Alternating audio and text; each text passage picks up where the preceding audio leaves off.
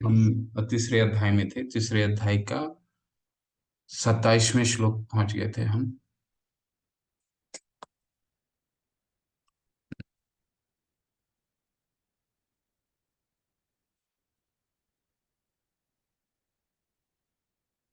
और कल हमने तीसरे अध्याय में क्या अध्ययन करा? कल हमने अध्ययन करा ये तीसरा अध्याय कैसे शुरू होता है और दूसरे और तीसरे अध्याय में क्या लिंक है, दोनों में क्या संबंध है। दूसरे अध्याय के अंत में भगवान बुद्धि योग को भगवान तीनों योग के बारे में वर्णन करते हैं।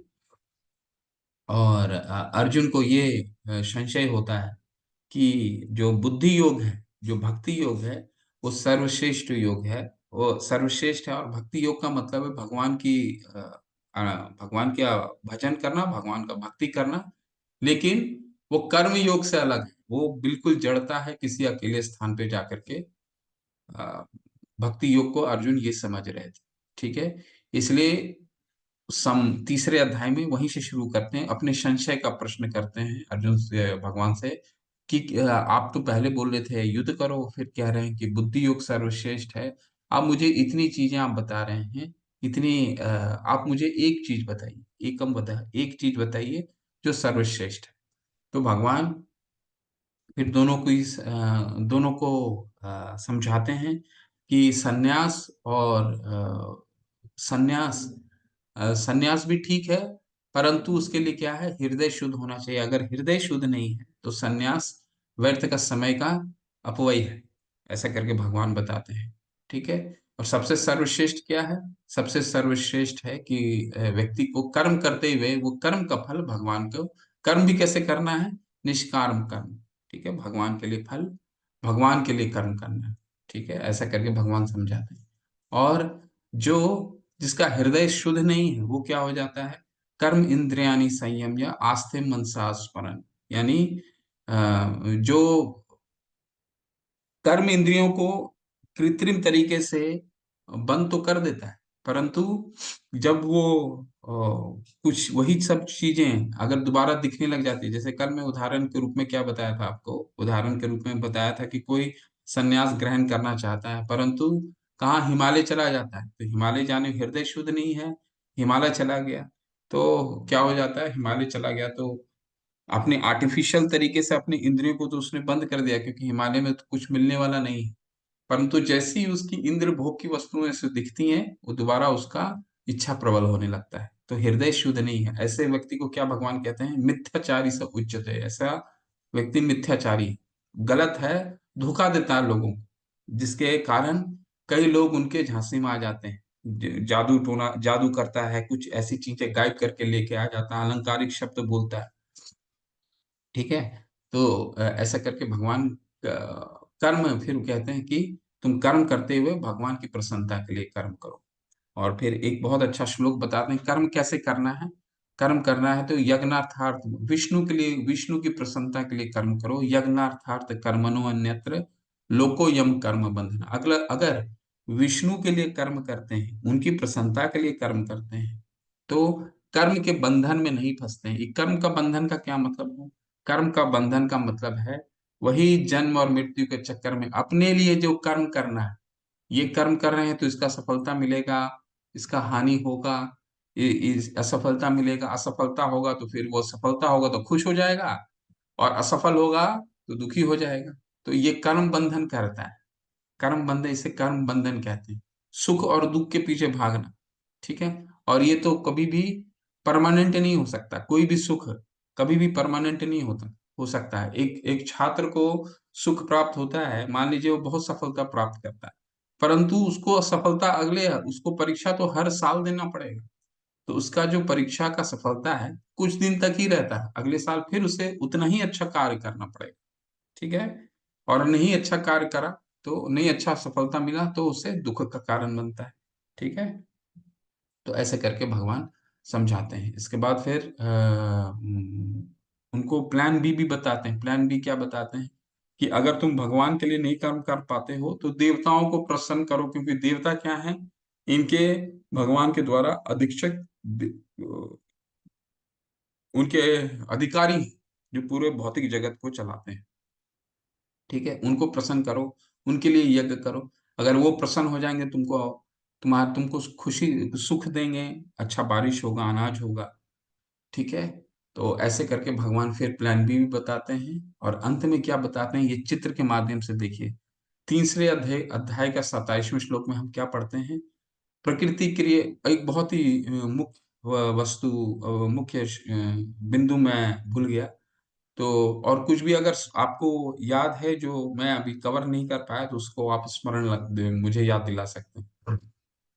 फिर हमें क्या भगवान प्रसाद के बारे में, भोजन के बारे में बहुत अच्छा बताते हैं कि जो भी भोजन करो वो मुझे अर्पित करके करो। नहीं तो क्या होता है, हम जो भी भोजन भगवान को अर्पित करके नहीं करते हैं, वो सिर्फ पाप खाते हैं। यज्ञ शिष्टानि संतो मुच्यन्ते सर्व किल विषय भुजन्ते ते त्वगम पापा पंचंत आत्म कारणात्। हम जो भी अगर हम भगवान को अर्पित करते हुए भोजन नहीं करते हैं, तो सिर्फ पाप खाते हैं। ठीक है? ऐसा करके भगवान प्रसाद की जो भगवान को भोग अर्पित उसकी महिमा को बताते हैं। ठीक है? और अंत में 27वें श्लोक में हम क्या बताते हैं? ये 27 श्लोक को याद करने का ये चित्र हमेशा याद रखिएगा। जिसके पास भी भगवत गीता यथारूप नहीं है, यथारूप ले लीजिए, खरीद लीजिए यथारूप, ठीक है? घर में यथारूप के द्वारा ही वे हम लोग पीडीएफ से तो बहुत कुछ पढ़ सकते हैं, परंतु हाथ में अगर किताब रहता है, तो उसका फिजिकल बुक का अलग ही बात होता है। तो बहुत ही अच्छी-अच्छी तस्वीरें हैं। तो 27वें श्लोक में भगवान ने कहा है कि जो भी चीज़ हम करते हैं इस जगत में, वो 3 गुणों में रह कर के करते हैं। ये 3 गुण हैं, ठीक है? जिसमें सबसे अच्छा गुण है अच्छे गुण में भी एक ब्राह्मण भी बहुत अच्छा ज्ञानी होता है, लेकिन उसका वो भी बहुत अच्छे-अच्छे चीज़ें बताता है, लेकिन उसको भी किस चीज़ का अपना ज्ञान का घमंड हो जाता है। तो कोई भी कार्य करते हैं हम भगवान समझाते हैं 27वें श्लोक में, तो इस कर्म बंधन ये 3 गुणों में बंधन बंद करके करते हैं, ठीक है? जेल चाहे किसी कोई भी हो, चाहे वो सोने का जेल हो, लोहे का जेल हो या काल कोठरी हो, जेल तो अंततः जेल ही है, ठीक है? तो कहने का तात्पर्य ये है कि हम लोग जो भी कार्य इस भौतिक धरातल पे कर रहे हैं, वो 3 गुणों में रह के कर रहे हैं, चाहे वो सतोगुण हो, रजोगुण हो या गुणातीत नहीं है, गुण के बाहर नहीं, ठीक है? तो ये कह करके फिर हम लोग अब आगे 28वें श्लोक में चलते हैं। ये तस्वीर बहुत अच्छा है, पिक्चर्स बहुत अच्छे हैं, फोटोग्राफ्स बहुत अच्छे हैं यथारूप के। आप लोग यथारूप ज़रूर रखिए।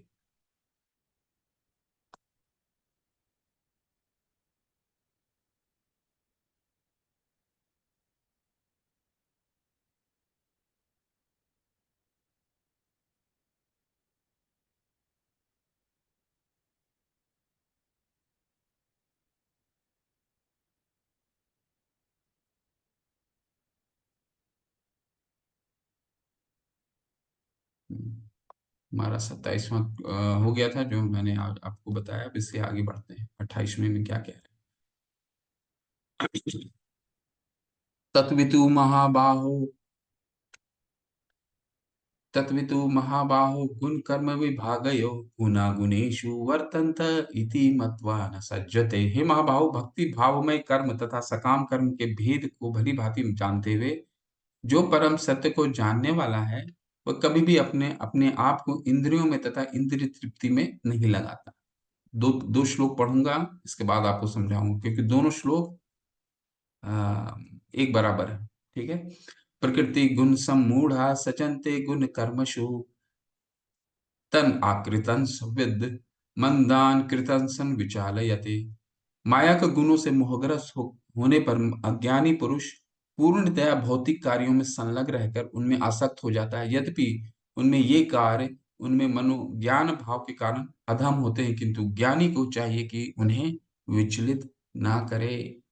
तो भगवान अ, इन 2 श्लोकों के माध्यम से जो 30वें श्लोक में भगवान ने बताया 27वें श्लोक में बताया है, उसी का फ़ॉलो अप श्लोक है। मतलब 28वें श्लोक में भगवान क्या बता रहे हैं कि अ, भगवान की जब हम पूजा करने लगते हैं, ये देखिए, ये श्लोक में क्या है? हे महाबाहो! भक्ति भाव कर्म तथा सकाम कर्म के भेद को भली-भाँति जानते जानते हुए जो परम सत्य को जानने वाला है, वो कभी भी अपने आप को इंद्रियों में तथा इंद्रिय तृप्ति में नहीं लगाता। यानी जो भगवान की भक्ति करता है, इसको और सरल भाषा में समझाने का प्रयास करता हूँ। जो भगवान की भक्ति करता है, उसको मालूम है किस कर्म से वो बंधेगा और क्या कर्म भगवान को प्रसन्न करता है। ठीक है। तो उसको ये भली भांति ये ज्ञान है कि दोनों में भेद क्या है, क्या करने से वो बंध जाएगा और क्या करने से भगवान प्रसन्न होंगे। तो वो बंधने वाला कोई कार्य करता ही नहीं है। वो सारे कार्य वो करता है। वो हमारे बीच में रह के वो प्रोपा जी ऐसा कुछ नहीं था जो नहीं करते थे। ठीक है। एक गृहस्थ थे, उनके बच्चे थे, सभी बच्चों को उन्होंने पालन पोषण किया और साथ ही में भगवान के लिए भगवान की आराधना करते थे, भगवान के प्रचार प्रसार, भगवान की वाणियों को प्रचार प्रसार भी करते थे और अपनी अपने गुरु का भी आदेशों का पालन करते थे। ठीक है। तो वो इंद्र तृप्तियों में नहीं लगता। ठीक है, इसके कहने का तात्पर्य ये। आगे देखिए क्या कहते हैं, बहुत सुंदर श्लोक है ये। मयि सर्वाणि कर्माणि सनस्य आध्यात्म चेतसा निराशी निर्ममो भूत्वा युधस्व विगत ज्वरः। अतः हे अर्जुन, अपने सारे कार्यों को मुझे समर्पित करके पूर्ण ज्ञान से युक्त होकर लाभ की आकांक्षा से रहित, स्वामित्व की किसी दाव के बिना तथा आलस्य से रहित होकर युद्ध करो। आलस्य से रहित होकर युद्ध करो। ठीक है। इसका क्या मतलब है? दो तीन चीजें बहुत मुख्य हैं। पहला, लाभ की आकांक्षा से रहित। कोई भी हम कार्य कर रहे हैं तो उसका लाभ किसको मिलना चाहिए? भगवान। ठीक है, क्योंकि भगवान सभी कार्यों के भोक्ता भगवान है। ठीक है। तो हमें लाभ की आकांक्षा नहीं करते हैं। हमारी जितनी एंग्जाइटी, हम जितने एंग्शियस होते हैं, क्यों एंग्शियस होते हैं, क्यों हमारे में विचलित होते हैं?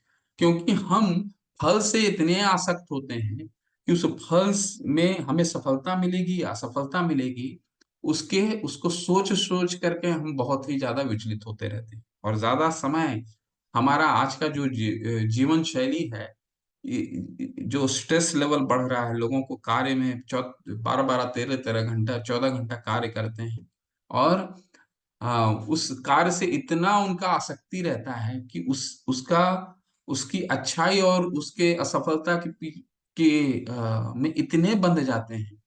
तो वो क्या हो जाता है, वो लाभ की आकांक्षा हो जाती है, जिसके कारण सारा एंजाइटी आता है। स्वामित्व के किसी भाव के बिना, तीन चीजें बहुत महत्वपूर्ण है। लाभ की इच्छा के बिना स्वामित्व, स्वामित्व का क्या मतलब है? ये मैंने किया है। एक छात्र को अगर सफलता मिली है, हाँ हाँ ये तो होना ही था, मैंने इतना मेहनत किया है ना, ऐसा। लेकिन उसको ये समझना आवश्यकता है, उसकी मेहनत को भगवान ने उसको पुरस्कृत किया है। ठीक है, ऐसा समझकर ये सफलता भगवान को उनको अर्पित करना। वो स्वामित्व नहीं है, वो स्वामी नहीं है। कैसे? कि क्योंकि हमारा जो स्वरूप है इस भौतिक जगत में, हम भगवान के दास हैं। हम कभी स्वामी भगवान बन ही नहीं सकते। ठीक है। स्वामी कौन है? स्वामी तो सिर्फ एक है। तो हम किसी चीज, ये मेरा घर है, ठीक है, ये मेरी गाड़ी है, ये मेरा ये मेरा है, ये मेरा है, ये मेरा है, कुछ नहीं है हमारा। आलस्य से रहित होकर युद्ध करो, आलसी नहीं होना है। तो भगवान क्या बोलते हैं?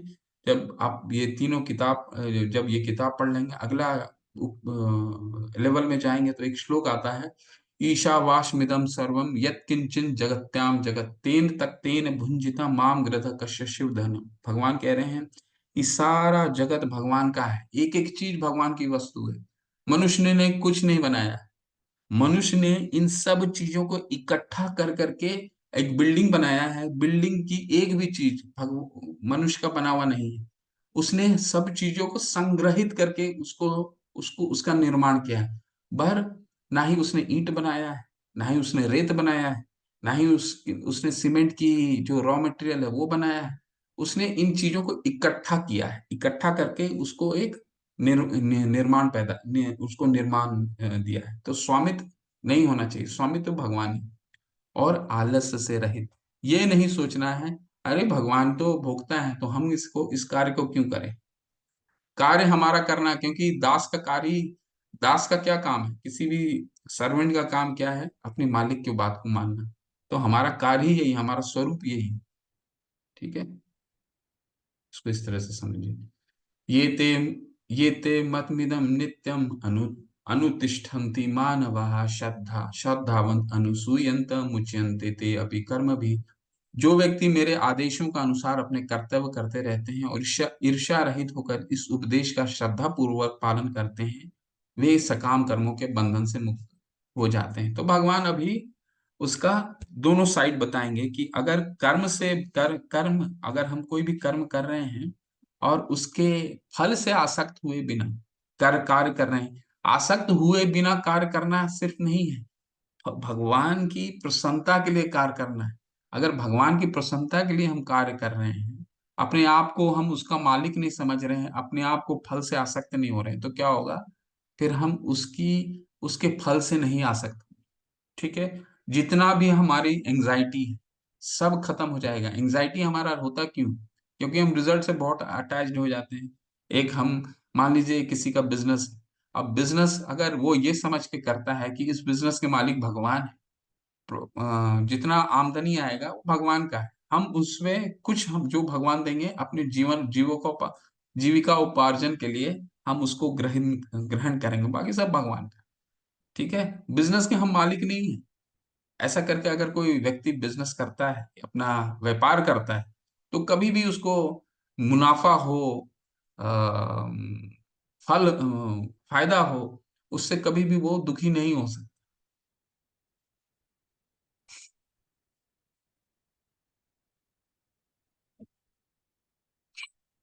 ये तु एतत् अभ्यसूयन्त नानुतिष्ठन्ति मे मतम् सर्वज्ञान विमूढ़ाना विधि निष्ठाम अचेतसः। किंतु जो ईर्ष्यावश, अब इसका दूसरा साइड भी दिखा रहे हैं भगवान। पहला साइड तो उन्होंने बताया कि जो मेरे लिए कर्म करता है वो कभी भी बंधन में नहीं फंसेगा, वो उसको कभी परेशान नहीं होगा, वो सकाम कर्म में बंधन में फंसेगा ही। लेकिन उसका दूसरा कॉइन में जो नहीं करता है उसके लिए क्या है? किंतु जो ईर्ष्यावश उन उपदेशों का अपेक्षा करते हैं और उनका पालन नहीं करते, उन्हें समस्त ज्ञान से रहित, दिग्भ्रमित तथा सिद्धि के प्रयासों में नष्ट भ्रष्ट समझना चाहिए। सिम उसको बहुत ही इसको सरल भाषा में समझने का प्रयास कीजिए। वो हमेशा पथभ्रष्ट रहेगा। ठीक है। अगर अपने आप को हम स्वामित्व, अपने आप को हम मालिक समझते हैं कि इसका मालिक हम हैं, ये मेरे कारण हुआ है, ये मैंने किया है, ये मेरा है, जब तक स्वामित्व की भावना है तब तक हम ये सुख और दुख से हमेशा गुजरते रहे। ठीक है। ठीक है। तो ये हमेशा नष्ट भ्रष्ट समझना चाहिए, भगवान ऐसा समझा रहे हैं। ठीक है। सीदृशं चेष्टते स्वस्या प्रकृति ज्ञानवान अपि प्रकृतिम यान्ति भूतानि निग्रहं किं करिष्यति। ज्ञानी पुरुष भी अपनी प्रकृति के अनुसार कार्य करता है, क्योंकि सभी प्राणी तीन गुणों से प्राप्त अपनी प्रकृति का ही अनुसरण करते हैं, भला दमन से क्या हो सकता है? ठीक है। भगवान कह रहे हैं यहाँ पे कि एक ज्ञानी व्यक्ति, ठीक है, अभी तक भगवान ने क्या हमें समझाया है? भगवान ने कहा है कि प्रकृति, जो भी हम कार्य कर रहे हैं वो प्रकृति के तीन गुणों में बंध करके कर रहे हैं। ठीक है। तो हमें क्या करना है, किस तरह से कार्य करना है? भगवान की प्रसन्नता के लिए कार्य करना है। उसके उस कर्म के फल से बिल्कुल आसक्त नहीं होना है। अच्छा आएगा तो भी एक्सेप्ट करना है, बुरा आएगा तो भी उसे एक्सेप्ट करना है, क्योंकि बुरे में भी भगवान हमारे लिए कुछ शिक्षा छोड़ के जाते हैं। क्यों बुरा हुआ है उसका भी कारण है। हम 18वें अध्याय में जब पहुंचेंगे तो भगवान कोई भी कर्म का 5 कारण बताते हैं। अधिष्ठानम तथा कर्ता कारणम च पृथक विधम। तो 5 कारण बताएंगे, वो मैं बाद में आपको समझाऊंगा, जिसमें हमारा रोल सिर्फ एक में आता है। वो क्या है? चेष्टा, यानी हमारा हार्डवर्क। बाकी जो 4 कारण है वो हमारे हाथ में है ही नहीं। आप अगर कंपोनेंट देखेंगे, कोई भी जब आप गणित का प्रश्न बनाते हैं या कोई भी विज्ञान का प्रश्न बनाते हैं तो उसको कैसे तोड़ते हैं? उसको तोड़ते हैं कि उस प्रश्न का कितना भाग हो सकता है, उसको अगर उसको कितना सरल बनाना है तो उसको पहले भाग करते हैं, ऐसे बनेगा, इसमें ये चीजें हैं, ये चीजें हैं, ये चीजें हैं, ये चीजें हैं, फिर उसको उस प्रश्न का उत्तर ढूंढते हैं। ठीक है। ठीक उसी तरह एक कर्म का भी पांच पांच का कंपोनेंट है, 5 भाग है, जिसमें हमारा भाग सिर्फ एक है। हम समझते हैं हम सारे भाग के हम ही मालिक हैं, लेकिन हम सिर्फ एक ही भाग के मालिक हैं। बाकी 4 जो चीज हैं वो हमारे वो हमारा नियंत्रण से बाहर है। इसलिए बार बार भगवान कह रहे हैं कर्म की कर्म के बंधन में मत फंसो, बंधन में मत फंसो, तुम इससे बाहर निकलो, इससे बाहर निकलो, क्योंकि बंधन में फंस करके भी तुम्हारे हाथ में कुछ नहीं आने वाला है। सिर्फ और सिर्फ तुम विचलित होते रहोगे, इसकी सफलता और असफलता के पीछे भागते रहोगे।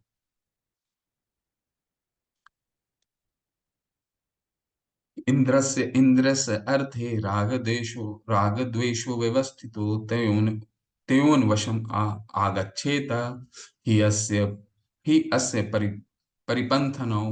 प्रत्येक इंद्रियां तथा उसके विषय से संबंधित राग द्वेष को व्यवस्थित करके नियम होते राग द्वेष को व्यवस्थित करने के नियम होते हैं। मनुष्य को ऐसे राग तथा द्वेष के वशीभूत नहीं होना चाहिए, क्योंकि वे आत्म साक्षात्कार के मार्ग में अवरोधक हैं।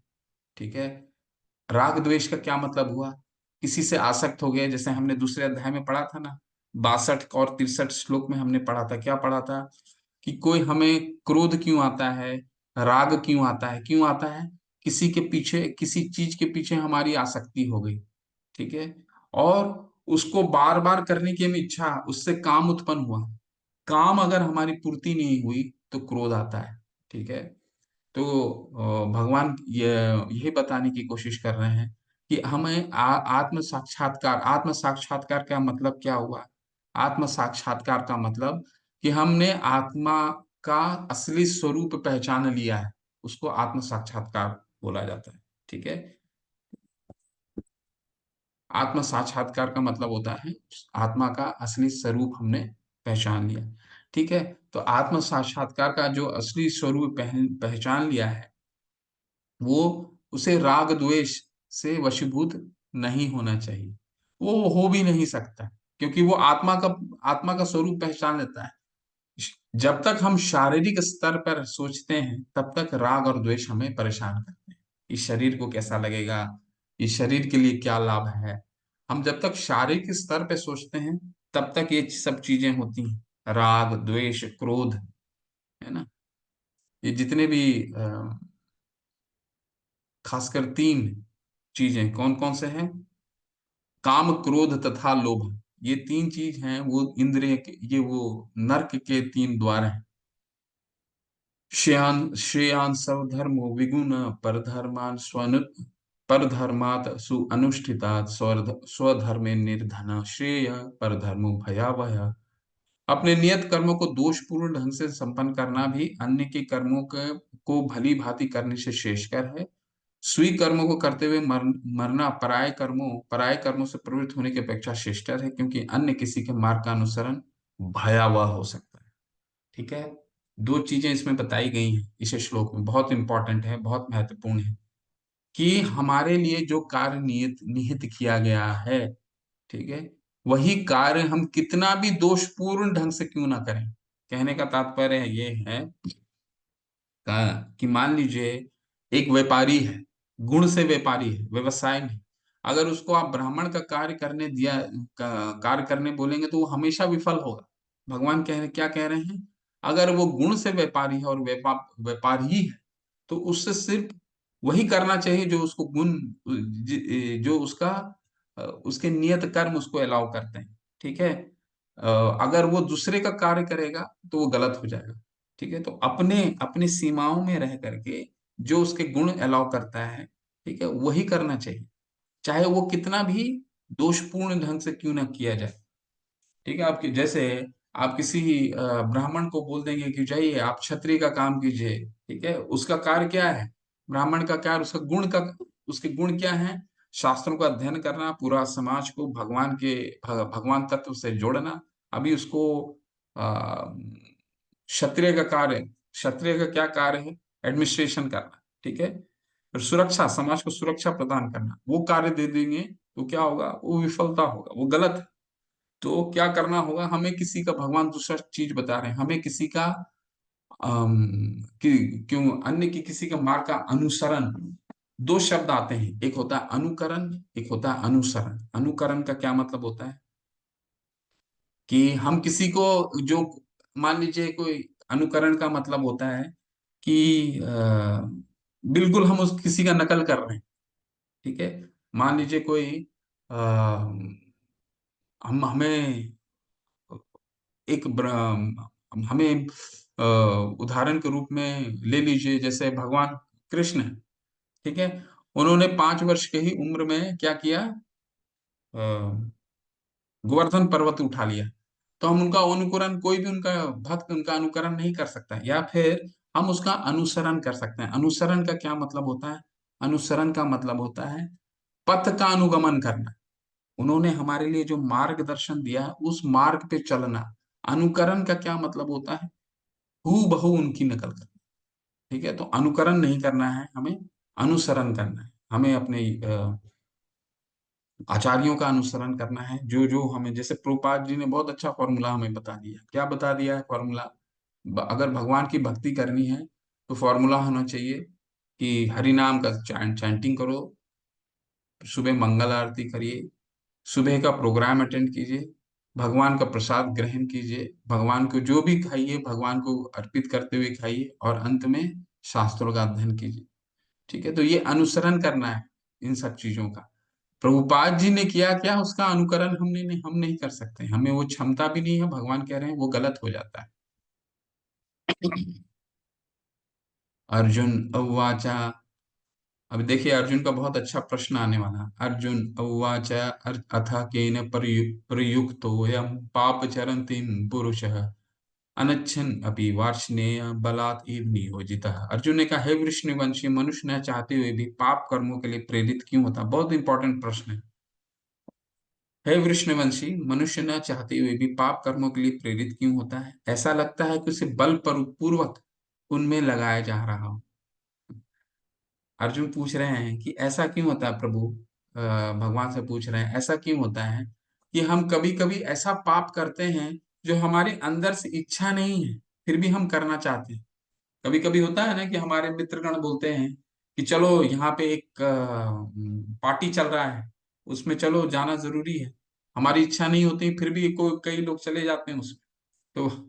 तो कहने का तात्पर्य है, अर्जुन ये कहना चाह रहे हैं कि न कोई पाप कर्म से प्रेरित क्यों होता है, उसकी इच्छा नहीं भी होती है तो उसे ऐसा लगता है बलपूर्वक उसमें लगाया जा रहा है। ठीक है, तो ये प्रश्न है, उसका उत्तर कितना सुंदर देंगे भगवान, देखिए। देखिए कुछ ऐसा भगवान ऐसा उत्तर दे रहे हैं जो उन्होंने पहले भी दूसरे अध्याय में बताया। इसीलिए दूसरा अध्याय क्या है? गीता का सार है। अभी हम वो सारी चीजें जो गीता में हमने छोटे छोटे थोड़े थोड़े टुकड़ों में पढ़ा है, उस सारा भगवान अब एक्सपैंड करके बताएंगे।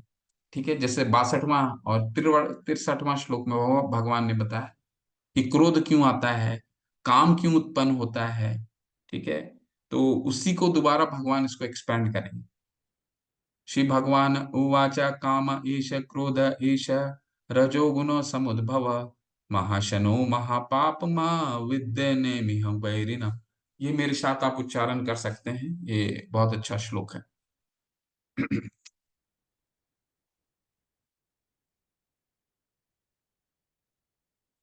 जहां भी आप म्यूट करिए, म्यूट करके लाउडली कीजिए।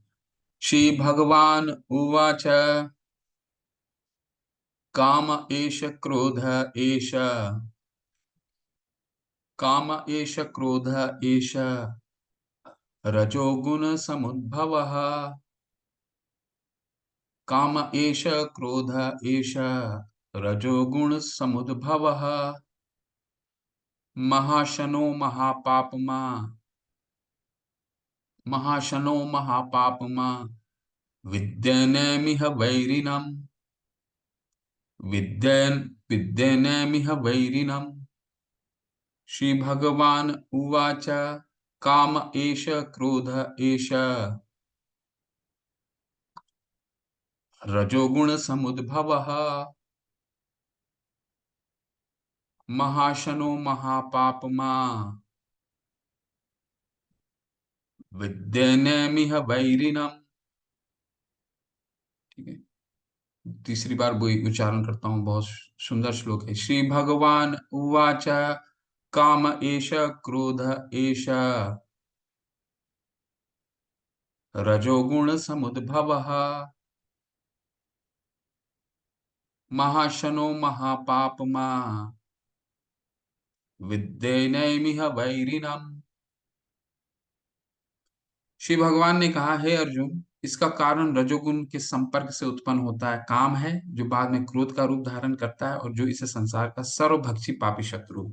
ठीक। वही चीज हमने 62 62 63 में पढ़ा था। वो श्लोक को आप लोग जरूर बार बार पढ़िए, बहुत महत्वपूर्ण श्लोक है। और एक व्यक्ति का, एक मनुष्य का पतन क्यों होता है, 62 और 63, ये बहुत महत्वपूर्ण, इसको याद करके रखिए और बार बार पढ़िए। याद नहीं भी होता है उसको बार बार पढ़िए, ठीक है।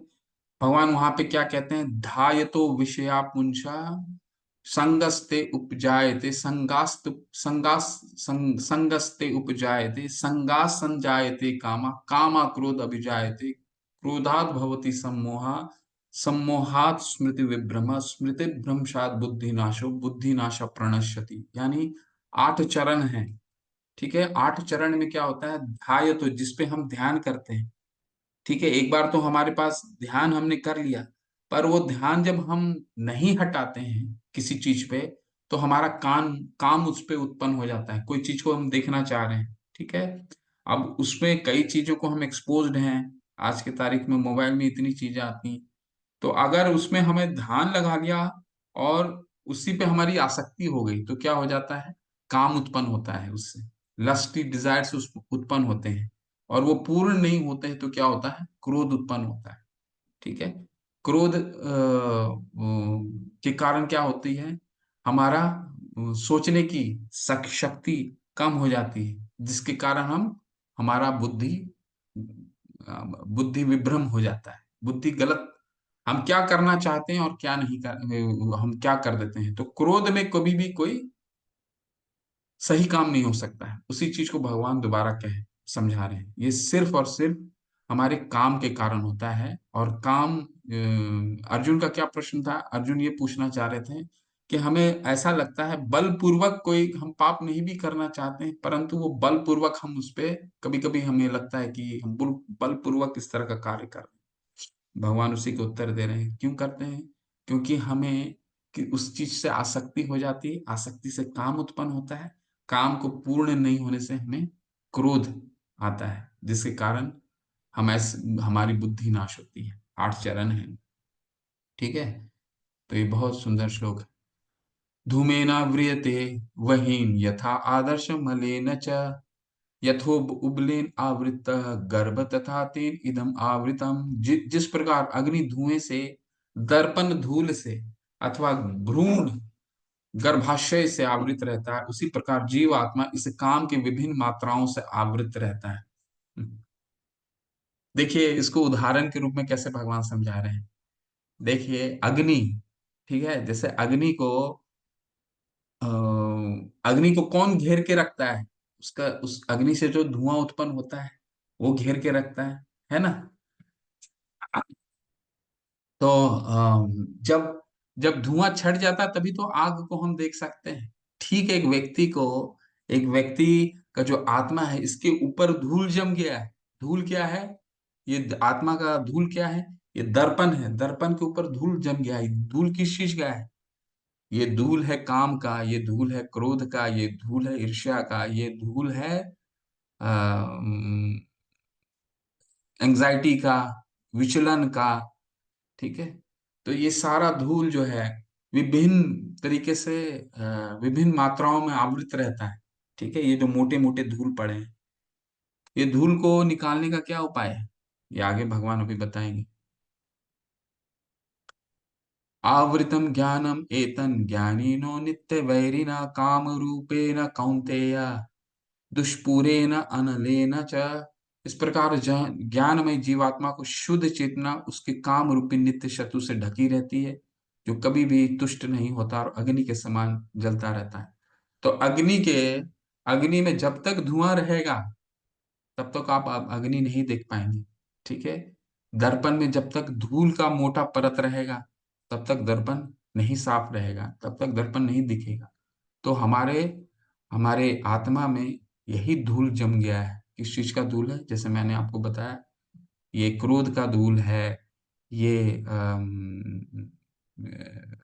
आशंकाओं का धूल है, ये ईर्ष्या का धूल है ना। और ये इसको इसको कैसे निकालेंगे, इसका भी उपाय भी भगवान बताए। इंद्रियाणि इंद्रियाणि मनो बुद्धि यस्य अधिष्ठानम उच्यते एते विमोहति येष ज्ञानम आवृत्य देहिनम। इंद्रियां, मन तथा बुद्धि इस काम के निवास स्थान है। बहुत सुंदर आ रहा है, थोड़ा ध्यान से इसको पढ़िए, इसको ध्यान से सुनिए। इंद्रियां, मन तथा बुद्धि इस काम के निवास स्थान है। इनके द्वारा यह काम जीव आत्मा के वास्तविक ज्ञान को ढककर उसे मोहित कर लेता है। हम एक और श्लोक पढ़ेंगे, फिर एक चित्र के माध्यम से हम इसको समझने का प्रयास करेंगे। ये दो धूल है, किस चीज का धूल? हमारा जो आत्मा रूपी दर्पण है, जो हमारा आईना है, शीशा है, उसमें धूल जमा हुआ है। वो किस चीज का धूल है? ये हम लोग 40 और 41 के श्लोक में पढ़ेंगे। पहले 41 पढ़ता हूँ, फिर आपको समझाऊंगा।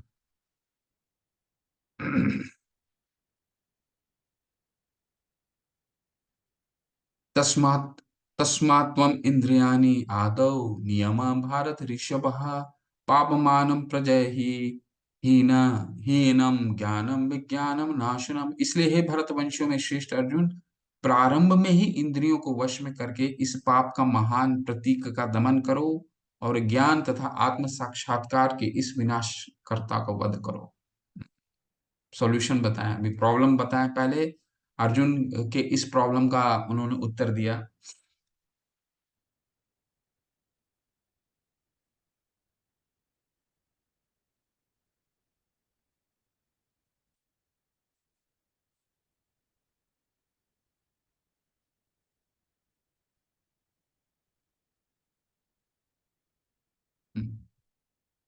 इंद्रियां, मन तथा बुद्धि इस काम के निवास स्थान है। ठीक है, और इनके द्वारा यह काम जीव आत्मा के वास्तविक ज्ञान को ढककर उसे मोहित कर लेता है। इसको एक चित्र के माध्यम से देखते हैं। जिनके जिनके पास भगवत गीता है, वो अपनी भगवत गीता खोल लीजिए। एक चित्र दिखाता हूं आपको, बहुत फेमस चित्र है।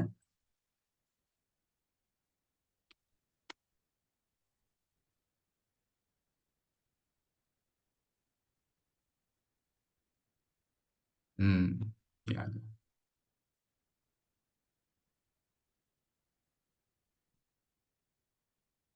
देखिए, ये चित्र को याद रखिए, और ये चित्र के माध्यम से बहुत कुछ समझने का प्रयास करेंगे। क्या है ये? इसमें चित्र में क्या देख रहे हैं? 5 घोड़े हैं।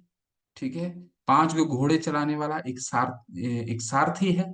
सारथी लगाम पकड़े हुए है, और ये एक यात्री को लेकर के जा रहा है। ठीक है, एक रथ है। तो इसमें भगवान क्या कह रहे हैं कि ये हमारा काम, ये धूल जमा क्यों है? क्योंकि ये जो 5 घोड़े हैं, ये 5 हमारे कर्म इंद्रियां हैं। ठीक है, हमारे ज्ञान इंद्रियां हैं। ज्ञान इंद्रियां का क्या मतलब है? आंख, देखिए सब में तस्वीर में बना हुआ है आंख, जिसके द्वारा हम, ज्ञान इंद्रियों का मतलब वो होता है, वो इंद्रियां जिसके द्वारा हम ज्ञान अर्जित करते हैं, वो इंद्रियां जिसके द्वारा हम ज्ञान अर्जित करते हैं। फॉर एन उदाहरण के रूप में, वो हमारा इनपुट डिवाइस है। अब जैसे एक कंप्यूटर है, एक कंप्यूटर का इनपुट डिवाइस क्या होता है? आप जी एक कंप्यूटर में बैठे हुए हैं, यानी कीबोर्ड। कीबोर्ड इनपुट डिवाइस है। आप इसमें कुछ टाइप कीजिएगा तभी तो आउटपुट आएगा, स्क्रीन से आउटपुट आएगा। ठीक है, उसी तरह हमारा जो ज्ञान इंद्रियां है, ये जिसके द्वारा हम ज्ञान अर्जित करते हैं, ये इनपुट डिवाइस है। जैसे आंख, पहला है, देखिए आंख, नाक, कान, त्वचा और जिह्वा। कहने का क्या मतलब है? आंख, कुछ देखते हैं तो ज्ञान अर्जित करते हैं। कुछ स्मेल करते हैं तो क्या चीज स्मेल करते हैं, क्या है वो चीज, उससे ज्ञान अर्जित आता है। कुछ सुनते हैं, कानों को द्वारा सुनते हैं, जिसके द्वारा हम ज्ञान अर्जित करते हैं। किसी चीज को हम छूते हैं तो समझ में आता है हमें ये क्या, किस चीज को छू रहे हैं, तो ज्ञान अर्जित किए। और किसी चीज को हम चखते हैं अपने जीभों के द्वारा, तो उसको हम पता चलता है कि हम क्या है, क्या खा रहे हैं, क्या चख रहे हैं। तो ये ज्ञान इंद्रियां हैं, 5 इनपुट है। ठीक है, ये जो लगाम है, ये है मन। यानी कि इंद्रियों के ऊपर, ये जो 5 इंद्रियां हैं, इनके ऊपर है मन, ये लगाम। ये जो आप लगाम देख रहे हैं, मन है। और ये लगाम का बॉस कौन है? बुद्धि, यानी ये जो सारथी है, ये है लगाम का बॉस। ठीक है, और ये जो यात्री बैठे हुए हैं, ये है आत्मा। अब इसको कैसे हम समझें इस श्लोक के माध्यम से?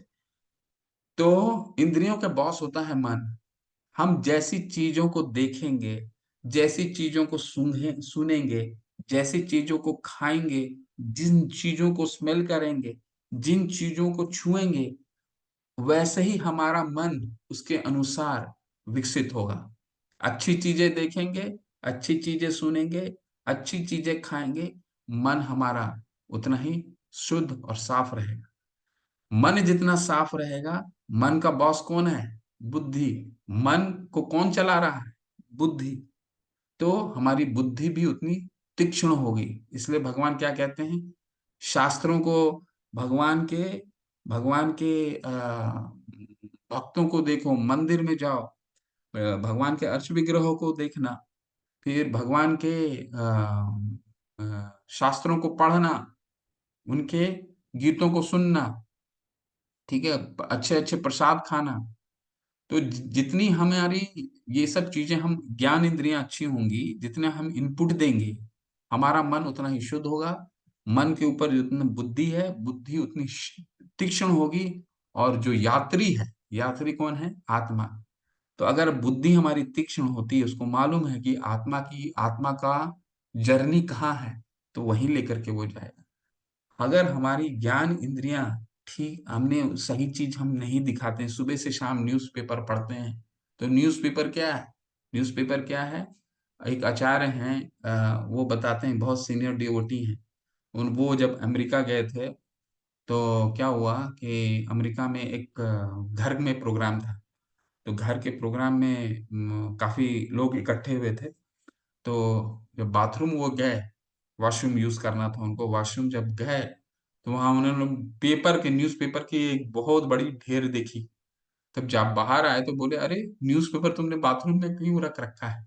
आपने बाथरूम में क्यों सजा रखा उसको? तो उन्होंने बोला, जिस तरह का वो हमें ज्ञान देता है, वो वही के लिए बना हुआ है। ठीक है। तो हमें क्या करना है? हमें सिर्फ न्यूज़पेपर, समाचार पत्र उतना ही उसका उपयोग करना है जितना हमारे हमारी जरूरत है, उससे ज्यादा नहीं। तो जिस तरह का हम इनपुट देंगे अपनी डिवाइस को, इनपुट देंगे, सोचेंगे, पढ़ेंगे, उसी तरह हमारा मन भी उसी, हम कहते हैं ना कि मन शुद्ध हो गया। कैसे मन शुद्ध होगा? क्योंकि हम ज्ञान इंद्रियों को, अपनी इनपुट को ठीक करना पड़ेगा। अगर हमारा मन ठीक है, तो बुद्धि भी ठीक होगा। बुद्धि ठीक है तो आत्मा की गति कहाँ होने वाली है? वो उसी तरह लेके आत्मा को वहीं लेके जाएगा। तो ये जो तस्वीर है, ये हमको इंटर रिलेशन बिटवीन मन, इंद्रियां, मन, बुद्धि और आत्मा को दिखाता है। ठीक है। तो इसको जरूर याद रखिए। इस चित्र को बहुत महत्वपूर्ण है। और भगवान यहाँ पे, अब जो अब हमने आपको बताया है, तो ये फिर हम इस श्लोक को पढ़ेंगे।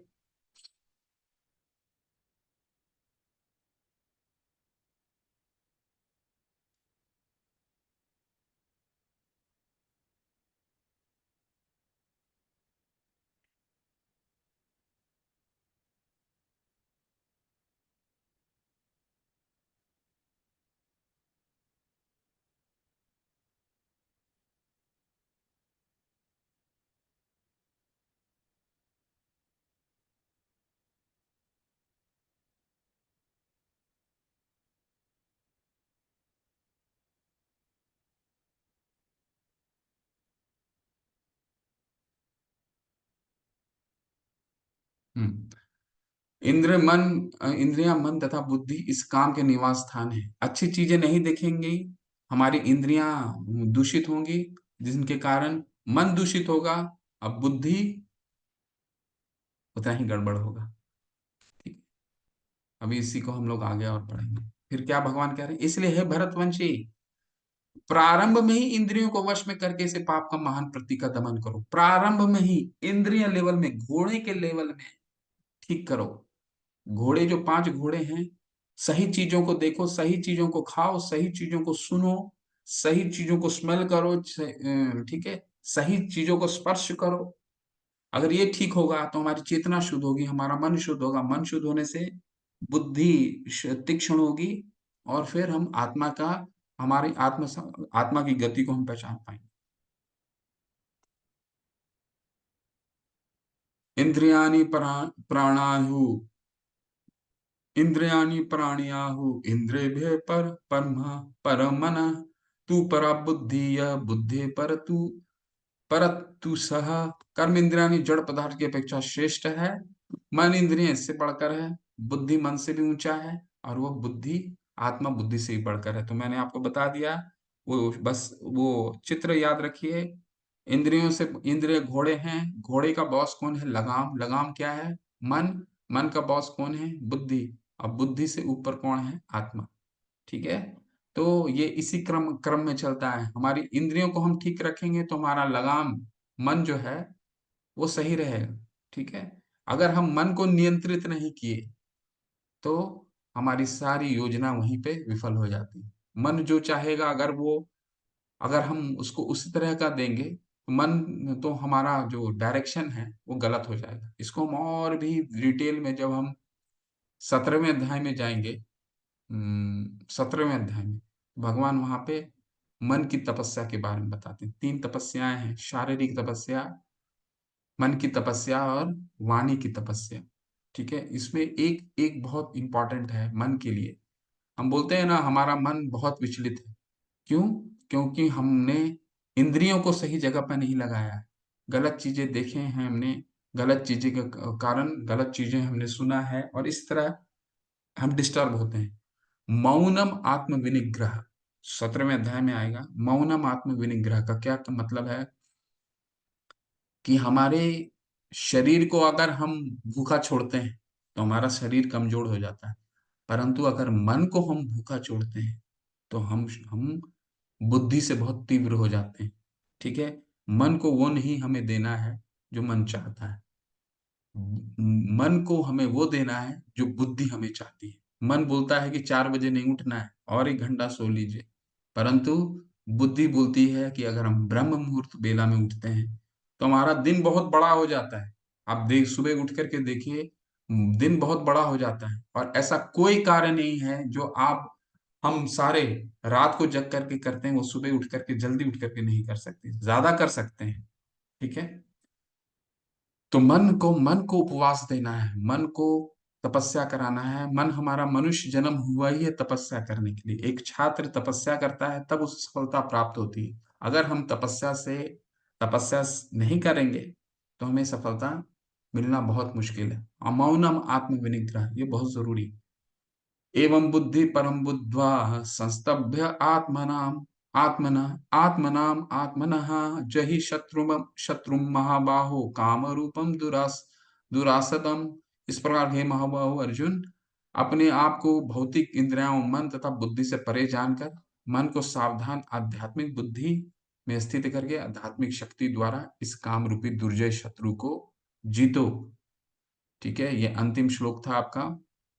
भगवान ने इस अंतिम श्लोक में क्या बताया कि अगर हम कृष्ण भावना मित्र में कार्य कर रहे हैं तो हमें कोई चीज बाय डिजाइन करने की आवश्यकता नहीं है। पहले हम ये सोचेंगे नहीं नहीं हमें अच्छी चीजें देखनी है, हमें अच्छी चीजें सुननी है, ये चीजें नहीं देखो, तो वो गलत होगा। हमें करना क्या है? कृष्ण भावनामृत में कार्य करना है। कृष्ण भावनामृत में कार्य करने का क्या मतलब है? जल्दी उठना है। जो जिसको जैसा भी है, मान लीजिए कोई 6 बजे उठता है, शुरू कीजिए 5 बजे उठने के लिए। कोई 5 बजे उठता है, अपना टारगेट बनाइए 4 बजे उठने के लिए। 1-2 माला कीजिए। ठीक है। मन पूरा अच्छा, मंगल आरती कीजिए, पूरा दिन मंगल रहेगा। ठीक है। मंगल आरती कीजिए, पूरा दिन मंगल रहेगा। तो मन मन हमारा क्या है? पूरा दिन एक कैटलिस्ट की तरह काम करेगा, पूरा शक्ति ऊर्जा के साथ काम करेंगे। जल्दी सुबह शाम रात को खाना खा करके को थोड़ा समय दे करके सो जाइए, जल्दी 10 बजे तक सो जाइए। ठीक है। तो इसमें क्या है? अ, हमारी जो अध्यात्म जो शरीर का शरीर और आत्मा का बैलेंस बिल्कुल बनता जाएगा। ठीक है। तो हमें भगवान ने क्या सिखाया इसमें? तीसरे अध्याय में, भगवान ने हमें समझाया कर्म योग क्या होता है। कर्म योग का क्या मतलब है? वो कार्य करना जो भगवान की प्रसन्नता के लिए की जा रही है। ठीक है। तो आज यही रुकते हैं, और कोई अगर प्रश्न है, चौथा अध्याय कल से शुरू करेंगे। और ये बहुत सुंदर अध्याय, चौथा अध्याय ज्ञान योग पे है। और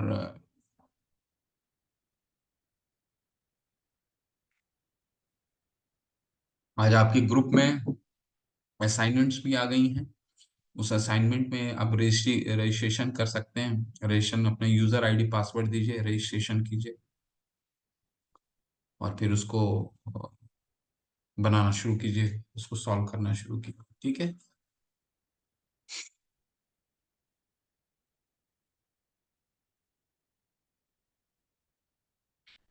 कोशिश करते हैं बाय ए बी ये सप्ताह हम लोग पांचवा अध्याय संपन्न करने का। ठीक है। ये ज्ञान, क्योंकि पांचवा अध्याय काफी छोटा है, बहुत सुंदर अध्याय है वो, तो ये कल हम ज्ञान योग कर पढ़ेंगे। हरे कृष्णा। इनका प्रश्न है। स्वास्तिका, स्वगातिका बेहरा, स्वगातिका बेहरा। हरे कृष्णा माता जी। हरे कृष्णा।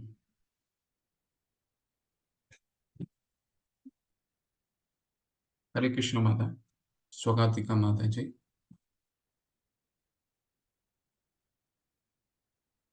प्रश्न पूछिए माता।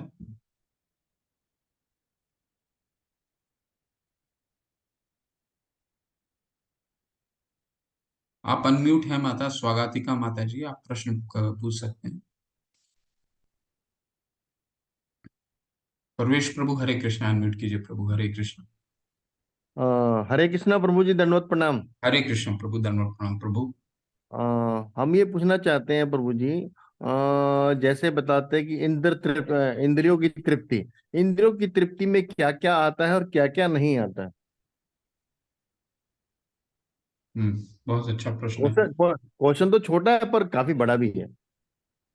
इंद्रिय तृप्ति का मतलब है कोई भी वो कार्य जो हम शरीर की तुष्टि के लिए कर रहे हैं, अभी शारीरिक प्रभु जी, तुष्टि के लिए। नहीं वो तो बात ठीक है, जैसे प्रभु जी जैसे इंसान को भूख लगती है, खाना तो खाएगा, भगवान कह पानी रहे हैं तो उसको पिएगा। भोग उसको प्रसाद भगवान को प्रसाद अर्पित करके भोग की लीजिए, खाइए नहीं खाना।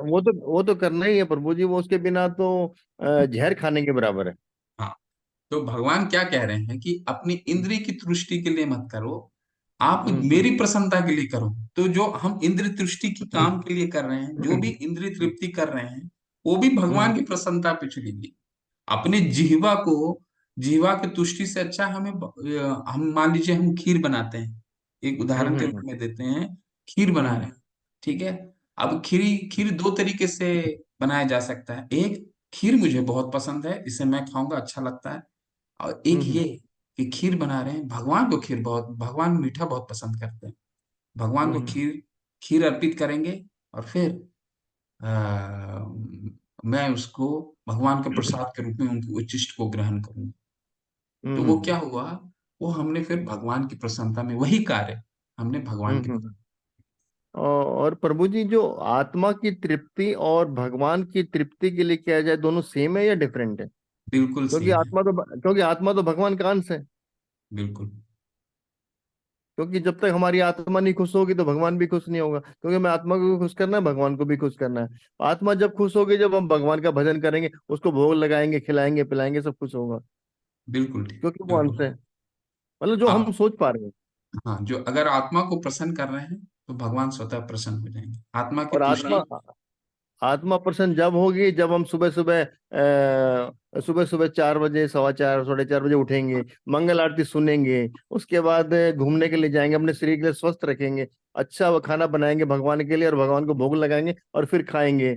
और हर काम को जो भी हम करेंगे पूरे दिन में, वो भगवान को अर्पण करके करेंगे, हम कुछ नहीं करेंगे। यानी कि बिल्कुल कहने का बिल्कुल। मतलब ये है, जो फल बिल्कुल मिलेगा भगवान को मिलेगा, जो भी मिलना है भगवान के थ्रू हमें मिलेगा, हमारी कोई इच्छा नहीं है। क्योंकि उससे फिर सुख दुख के मतलब जो हमारे जीवन में सुख दुख होते हैं शरीर से रिलेटेड, वो सब दूर हो जाएंगे, क्योंकि हमारे कोई इच्छा ही नहीं रहेगी प्रभु जी। हरि बोल, हरि बोल। बिल्कुल बिल्कुल, हमारी इच्छा, हमारी एक ही इच्छा रहेगी कि भगवान कैसे प्रसन्न होते हैं। और हमारी तो एक ही इच्छा रहती है प्रभु जी, हम जहां भी रहें, जिस भी स्थिति में रहें, हम भगवान के दास बन के रहें। धरती पे रहें या आसमान में रहें या वैकुंठ धाम में जाएं, हमें भगवान का दास बनना है किसी भी हालत में। हमारा स्वरूप ही वही है प्रभु, बिल्कुल आप सही कह रहे हैं, हमारा स्वरूप ही वही है। हम भगवान के और ये दासी हाँ, हैं। और यदि हम भगवान का दास नहीं बन सकते तो फिर हमारा जीवन मतलब नरक के समान है। फिर हम अपने अस्तित्व को समझ ही नहीं पाए।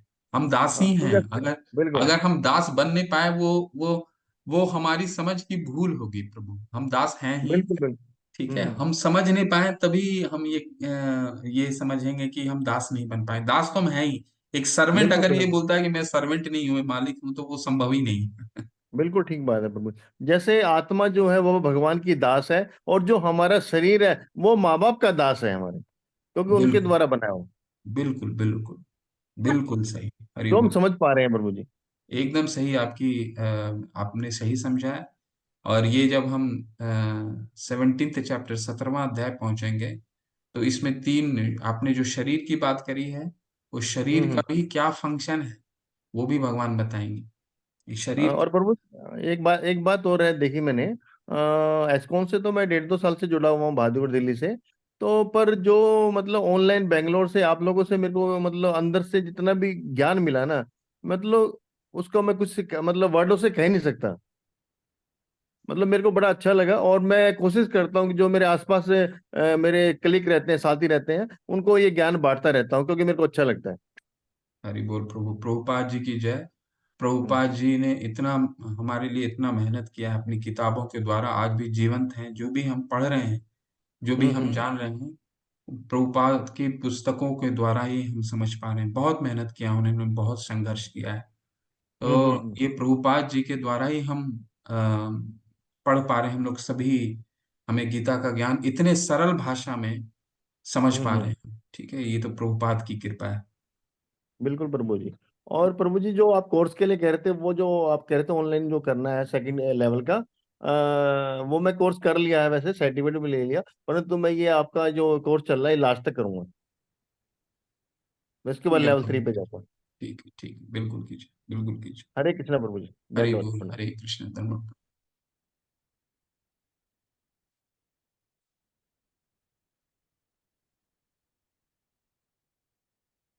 शिंबू शर्मा किन्हीं का चैट में भी आप प्रश्न को डाल सकते हैं, अगर कोई चैट रह गया है।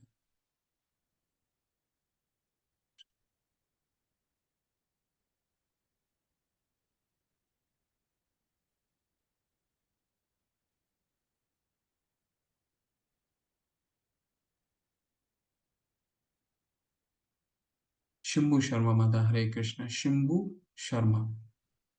हरे हरे कृष्णा प्रभु जी। हरे कृष्ण प्रभु, हरे कृष्ण प्रभु। मैं ये पूछना चाहता, जैसे आप, मैं क्या है कि वैसे 42वां जो बैच था उसमें से आया हूँ, तो क्या है कि मुझे डायरेक्ट तीसरे में मिला है, तीसरा अध्याय चल रहा है। तो मुझे उन्होंने एडमिन जी ने ये बोला, दूसरे प्रभु जी ने, कि आप दिसंबर वाले में चले जाना।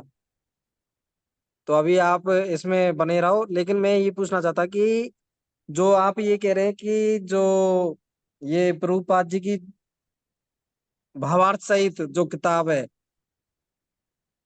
जी। वो आप पीडीएफ की बजाय अपने खुद के लिए खरीद के उसमें से पढ़ो। बिल्कुल बिल्कुल, एक फिजिकल हाँ, लेकिन हाथ में जो जो आप चित्र दिखा रहे थे, जी जो आप चित्र दिखा रहे थे, रजोगुण तमोगुण और सत्वगुण, वो जी। चित्र दिखाया आपने, वो हम्म। उसमें है क्या, भावार्थ जी जी सहित वाली में? जी जी, जो पीडीएफ आप देख रहे हैं, उस किताब की हाँ ये बुक है अभी। आप देख पा रहे हैं ना, ये बुक, हाँ हाँ।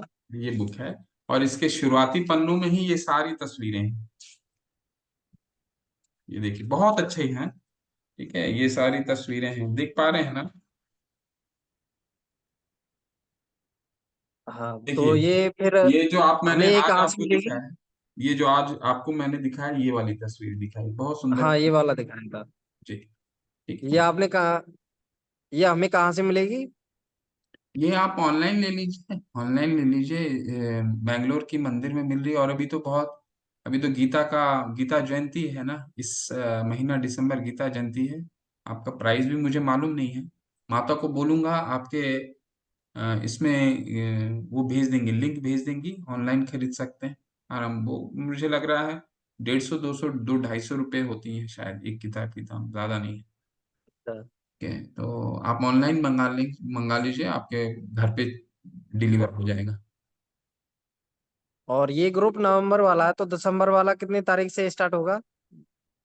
दिसंबर में कौन सा ग्रुप है प्रभु, क्या करना चाह रहे हैं दिसंबर में? दिसंबर मतलब भी दिसंबर ही तो मैं चल क्या रहा है है प्रभु। कि मैंने स्टार्ट किया तो तीसरा अध्याय शुरू हुआ है अब। ओके। तो मैं पहले अध्याय से पढ़ना चाहता हूँ। अच्छा अच्छा, तो मुझे तो लग रहा है। एडमिन गुरु जी से बात हुई थी मेरी, तो उन्होंने बोला कि आपको दिसंबर वाले ग्रुप में डाल देंगे। तो देखिए, लेवल 2 तो मुझे लग रहा है अब जनवरी में होगा, क्योंकि दिसंबर में तो कोई ग्रुप है ही नहीं, क्योंकि दिसंबर में लेवल 1 नहीं हुआ है। तो दिसंबर के कोई ग्रुप नहीं है। आप एक काम कर सकते हैं, यहाँ से कंटिन्यू कर सकते हैं, और यहाँ से आप कंटिन्यू कर सकते हैं, और साथ में आपके ये जिस ग्रुप में आप जुड़े हैं वहाँ पे वीडियो है, वहाँ प्ले, माता जी आपको बता देंगी कि वहाँ प्ले स्टोर दिया हुआ है, वहाँ पे आप जा करके हमारा अध्याय 1 और अध्याय 1 2 का वीडियो देख सकते हैं, पहला। दूसरा, अगर आपको लाइव क्लासेस करनी है तो ये शायद मुझे लग रहा है जनवरी के एंड से शुरू होने हैं। जब से लेवल 1 खत्म होता है तब लेवल 2 शुरू हाँ। होता है। तो दिसंबर में तो कोई लेवल 1 का क्लास नहीं हुआ। तो ये नवंबर का बैच जिसका लेवल 1 खत्म हुआ उसके अगेंस्ट लेवल 2 शुरू हुआ। अब जनवरी के एंड में लेवल 2 शुरू होगा। तो आप वो भी कर सकते हैं। और दूसरा, आप वीडियो देख लीजिए, प्ले स्टोर में आपके ग्रुप में वीडियो है जो चैप्टर 1 और चैप्टर 2 के वीडियो अपलोडेड हैं। आप वो वीडियो देख सकते हैं, और यहाँ से कंटिन्यू कीजिए। और जनवरी वाले में हो सकता है अगर आपको लाइव क्लासेस करनी है तो वहाँ 2 क्लासेस कर लीजिए, और 2 चैप्टर की क्लासेस कर लीजिए, ऐसा भी कर सकते हैं। ठीक है प्रभु, समझ गए ना? दोबारा समझाऊं? आपके प्रश्न का उत्तर मिला प्रभु, शंभु प्रभु?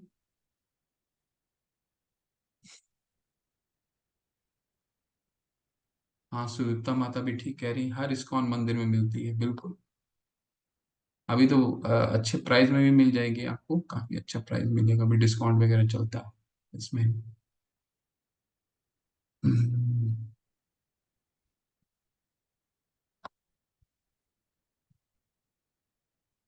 और किन्हीं का कोई प्रश्न है?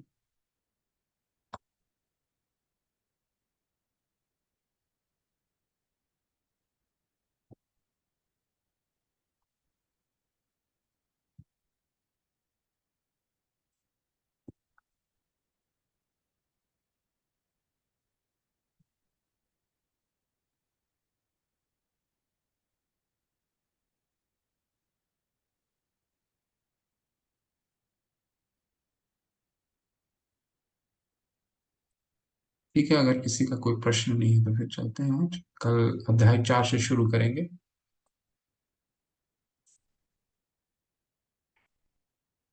वाञ्छाकल्पतरुभ्यश्च कृपा सिन्धुभ्येव च पतितानां पावने भयो वैष्णवे भयो नमो नमः। अनंत कोटि वैष्णव वृंद की जय, श्रील प्रभुपाद की जय, नमाचार्य हरिदास ठाकुर की जय। हरे कृष्ण आप सभी को।